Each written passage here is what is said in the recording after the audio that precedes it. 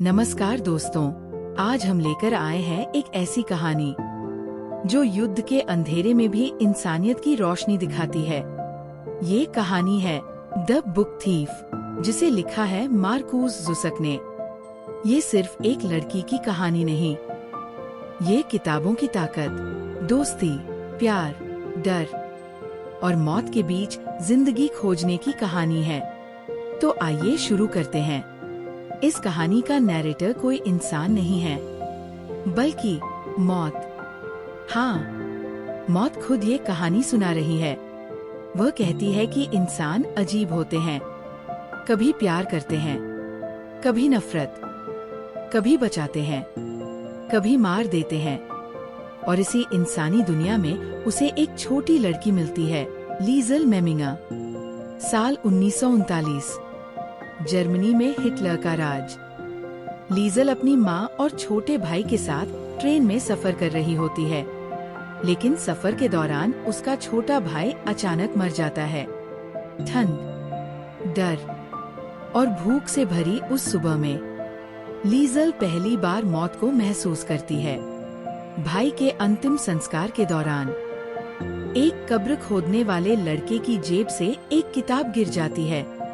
उस किताब का नाम था दी ग्रेव डिगर्स हैंडबुक। लीज़ल उसे चुपचाप उठा लेती है।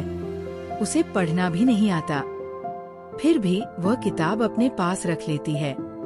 यही उसकी पहली चोरी थी, और यहीं से वह बन जाती है द बुक थीफ। लीज़ल को एक फॉस्टर फैमिली के पास भेज दिया जाता है। उसके नए माता पिता होते हैं हस ह्यूबरमैन और रोजा ह्यूबरमैन। रोजा गुस्सैल और तेज आवाज वाली औरत थी, लेकिन हस बहुत शांत और दयालु इंसान थे। हस रात में लीज़ल के डरावने सपनों के दौरान उसके पास बैठते, उसे सांत्वना देते।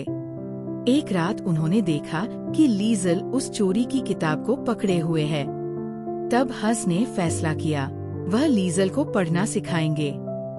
धीरे धीरे लीज़ल अक्षर पहचानना सीखती है।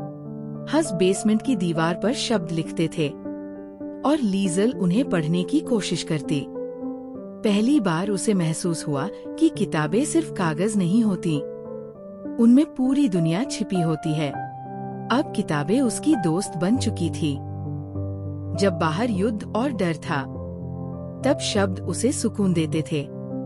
स्कूल में लीज़ल की मुलाकात होती है एक लड़के से, रूडी स्टाइनर। रूडी बहुत शरारती, तेज और दिल का अच्छा था। वह लीज़ल का सबसे अच्छा दोस्त बन जाता है।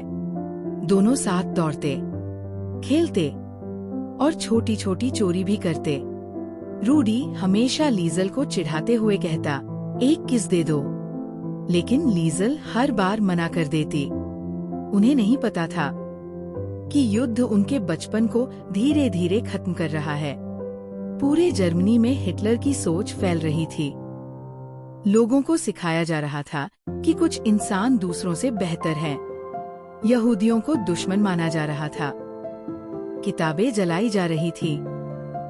एक दिन शहर में बड़ी बुक बर्निंग सेरेमनी होती है। लोग हिटलर के समर्थन में किताबें आग में फेंक रहे थे। लीज़ल ये सब देख रही थी। उसे समझ नहीं आ रहा था कि शब्दों से डर क्यों लगता है लोगों को। जब सब चले गए, तब उसने राख में से एक आधी जली हुई किताब चुरा ली। ये उसकी दूसरी बड़ी चोरी थी। मौत दूर खड़ी सब देख रही थी और सोच रही थी, एक छोटी लड़की शब्दों को बचाने की कोशिश कर रही है, जब पूरी दुनिया उन्हें मिटाने में लगी है। एक रात हस के घर कोई छुप कर आता है। वह था मैक्स वैंडेनबर्ग, एक यहूदी युवक। हस ने सालों पहले मैक्स के पिता से वादा किया था कि अगर कभी जरूरत पड़ी तो वह उसके बेटे की मदद करेंगे। अब मैक्स खतरे में था। अगर किसी को पता चल जाता कि उन्होंने एक यहूदी को छुपाया है, तो पूरा परिवार मार दिया जाता। लेकिन फिर भी हस और रोजा उसे बेसमेंट में छुपा लेते हैं। धीरे धीरे मैक्स और लीज़ल दोस्त बन जाते हैं। दोनों डर में जी रहे थे। लीज़ल अपनी माँ को खो चुकी थी और मैक्स अपनी पूरी जिंदगी। लेकिन किताबें उन्हें जोड़ देती है। मैक्स खुद छोटी छोटी कहानियाँ लिखता था। वह लीजल के लिए पन्नों पर रंग भरता। एक कहानी में वह बताता है कि हिटलर लोगों पर शब्दों से राज करता है, क्योंकि शब्द लोगों के दिमाग बदल सकते हैं। लीजल अब समझने लगी थी कि किताबें सिर्फ कहानी नहीं, ताकत होती है। अब युद्ध और खतरनाक हो चुका था। सड़कों पर सैनिक थे, लोग भूखे थे, हर तरफ डर था। रात में सायरन बजती और लोग बॉम्ब शेल्टर में छिप जाते। ऐसी ही एक रात सब लोग डर से कांप रहे थे। तब लीजल ने एक किताब खोलकर पढ़ना शुरू किया। धीरे धीरे लोग शांत होने लगे। शब्दों ने डर को कुछ देर के लिए रोक दिया। मौत ये देखकर हैरान थी। जहां बम इंसानों को तोड़ रहे थे, वहीं एक लड़की के शब्द उन्हें जोड़ रहे थे। एक दिन लीजल और हंस सड़क पर यहूदियों की लंबी लाइन देखते हैं। उन्हें कंसंट्रेशन कैंप ले जाया जा रहा था। सब भूखे, कमजोर और घायल थे। हंस एक बूढ़े यहूदी आदमी को पानी देने की कोशिश करते हैं, लेकिन सैनिक उन्हें धक्का मार देते हैं। अब लोगों को शक होने लगा था। हंस का परिवार खतरे में आ चुका था। मैक्स को वहां से भागना पड़ा। लीजल टूट जाती है।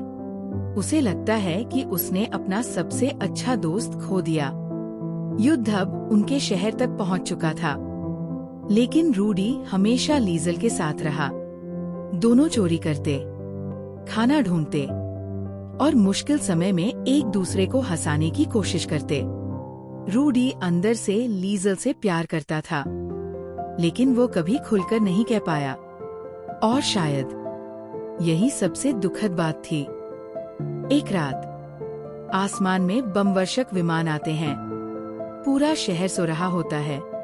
लीजल बेसमेंट में बैठकर लिख रही होती है, और तभी भयानक धमाका होता है। पूरा इलाका तबाह हो जाता है। जब लीजल बाहर निकलती है तो सब खत्म हो चुका होता है। हंस, रोजा और Rudy. Liesel, Rudy, kiss.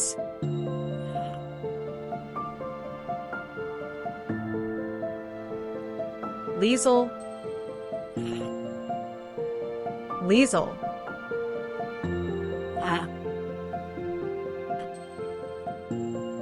The Book Thief.